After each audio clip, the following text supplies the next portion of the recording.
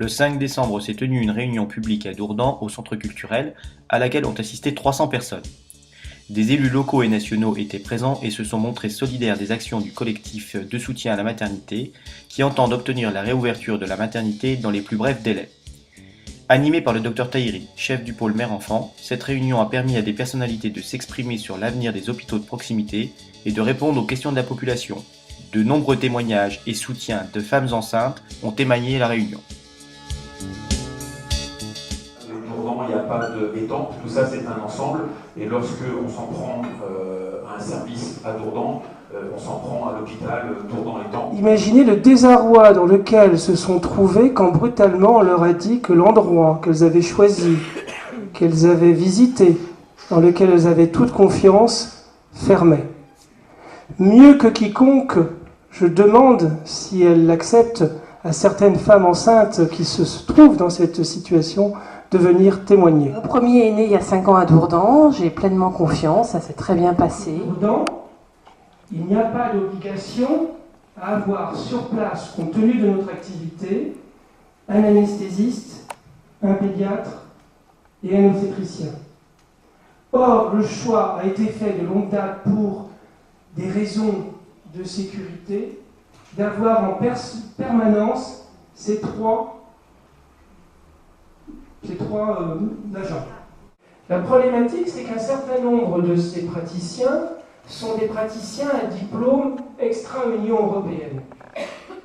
Et là, rebelote, injonction de l'ARS, la maternité de Dourdan n'a pas le droit d'avoir des médecins qui sont, dans le cadre de leur garde, à diplôme extra-Union européenne. C'est technique, je ne vais pas trop m'étendre, mais sachez que ces médecins, ceux qui étaient dans les listes qu'on nous reprochait, sont des médecins qui sont en procédure, qui ont passé les examens, qui vont être inscrits au Conseil de l'Ordre, qui tous les jours travaillent dans des niveaux des hospitaliers comme ceux que l'on imagine à Longjumeau, au CHSF, à Mondor. L'ARS a décidé qu'il n'y avait pas le droit.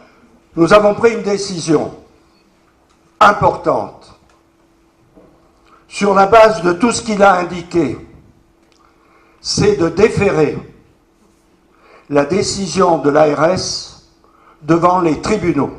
Le conseil d'administration qui représente les élus, les médecins, les directeurs d'hôpitaux de toute l'Île-de-France a décidé d'écrire au directeur général de l'ARS pour protester sur la manière pour le moins inacceptable, inquisitoriale, avec laquelle a été conduite l'inspection de la maternité de Dourdan. La maternité et l'hôpital de Dourdan étant, je mets bien l'ensemble de cet hôpital puisqu'il a 2 sites maintenant, c'est le patrimoine commun de l'ensemble du Sud-Essonne. C'est notre patrimoine, c'est à nous. Nous y tenons et nous ne le lâcherons pas. On s'aperçoit qu'il y a un acharnement de monopolitique et un acharnement de l'ARS qui va se servir de prétexte pour fermer toutes les petites maternités. Nous avons fermé en 10 ans une maternité sur 4 en France.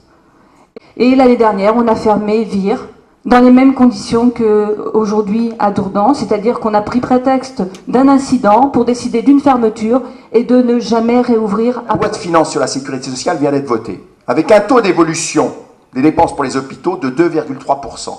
2,3% aujourd'hui, ça ne permet pas de maintenir l'existant.